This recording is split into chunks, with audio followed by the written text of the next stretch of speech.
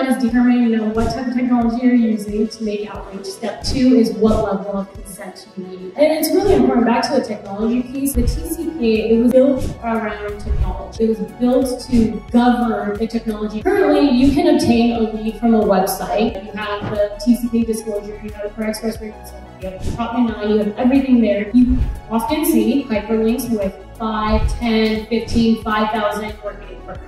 And if you are listed as a marketing partner, under the current state of law, you can transfer that lead to a partner. What the law has now done, it has taken the defense of consent, made it very, very tight. What do you have to do? You have to obtain now consent for the individual seller, the person or the entity that is providing a good or service to the consumer.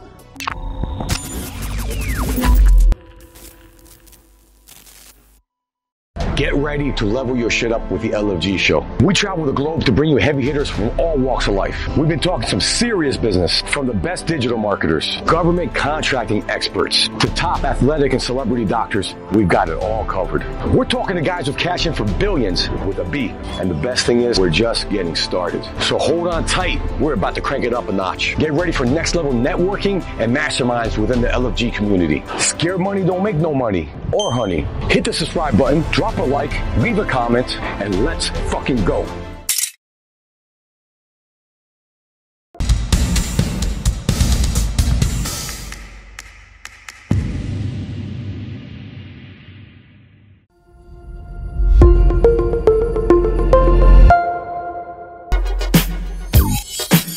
come on and check yourself before you wreck yourself. Puja J, better known as Queen of TCPAworld.com. I'm an attorney who handles marketing and advertising compliance, specifically TCPA compliance, which I'm sure a lot of you folks are aware of. If you're not, you ought to be. You ought to listen up here. I am co-founder of Troutman Amin LLP with my partner here at the Czar, and here to talk to you about the new one-to-one consent rules and how you folks can be compliant. How many folks know of the TCPA in this room? Almost everyone. That's good. So you folks are probably aware that the TCPA is one of the biggest cash cows in our country. And if you're doing any type of telemarketing outreach, especially by phone, the TCPA is the one thing that can cause the most harm, the most risk to your business. You're looking at $500 up to $1,500 per call or text messages. Along with those high monetary statutory violations, you also have private right of action, personal liability, class action, and more importantly, the TCPA has a statute of limitations going back to 4 years. So something you did 4 years ago that is in violation of the TCPA, you can get sued for now and today. And plaintiffs' attorneys, more so than ever today, in light of the new FCC's one-to-one consent rules, they're gearing up to file more and more TCPA litigations. And I think the last time, Eric, you and I spoke, TCPA litigation has been up 40% this year alone. And we're going to get to all the details here in a little bit, but the new one-to-one consent rules have now opened up multiple avenues for serial plaintiffs and plaintiffs' attorneys to now sue you folks. Whether you're a lead buyer, whether you're a lead seller, whether you're a platform, everyone in the ecosystem is going to be impacted by these new rules.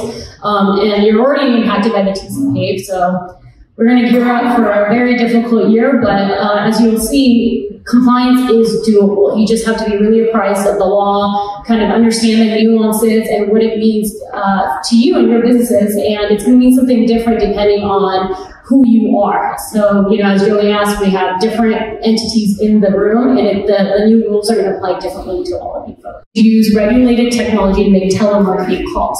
That has all changed, which we're going to get to here in a bit. Now we're going to have what we call the Troutman 15, so you're going to have different requirements along with 2 other critical requirements regarding consent, obtaining consent, record keeping, and then more importantly, the logically and topically related aspect of the one-to-one consent rules. If you're making calls on the national DNC list, but not using regulated technology, for instance, if you're using your cell phone to call consumers, and the number is on national DNC, now, remind you that almost every American is on the national DNC list, and you can check those numbers, right? There's a database where you can check to see if numbers are on the national DNC. You can scrub those lists. Now, if you're using non-regulated technology to make calls on the national DNC, you need prior express consent. That is more easily obtainable than prior express written consent. You have inquiry exceptions and you have established business relationship exemptions under that bucket as well. So first step one is determining what type of technology you're using to make outreach. Step two is what level of consent you need. Which is huge because, and it's a lot, right? But this all falls under the technology that you're using to outreach, right? The one-to-one falls under TCPA. And so it's important to understand which platform you are using or dialer, how that's defined, right? Yeah, this is still not working. Sorry about that, guys. Amy over there. There we go. These are all very valuable slides too, so.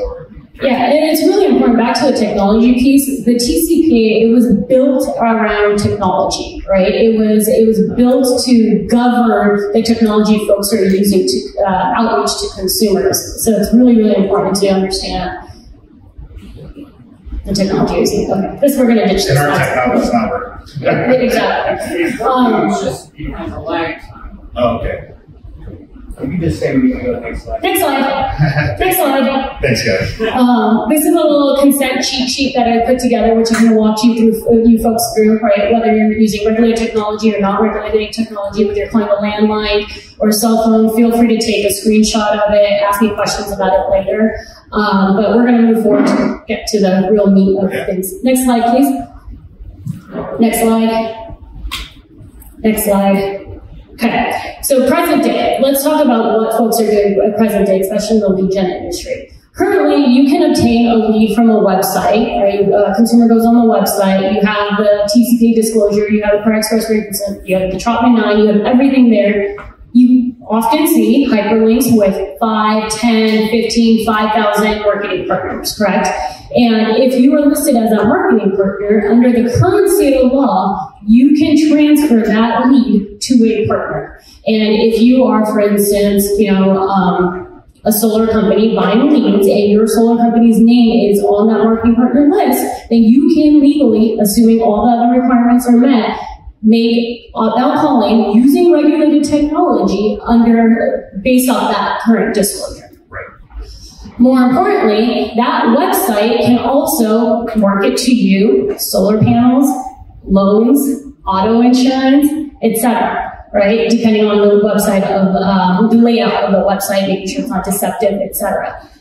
That is present day. That has now all changed. Come January 27th, 2025, that is no longer going to be the case. No longer can you rely on a hyperlink. No longer can you rely on the fact that you are one of 5,000, one of 5 even, through that hyperlink. What the law has now done, what the FCC has now done, has taken the defense of consent away, this current defense we have away, and has narrowed it extraordinarily, and made it very, very tight. So these are the takeaways from the new ruling. There are 3 major new rules that are going to impact how you can generate leads, buy leads, and use those leads compliantly. The first one, as we talked about, is the one-to-one consent rules. So now, okay, if you can't list your name on a marketing partner, what can you do? What do you have to do? You have to obtain now consent for the individual seller. The seller meaning the person or the entity that is providing the good or service to the consumer.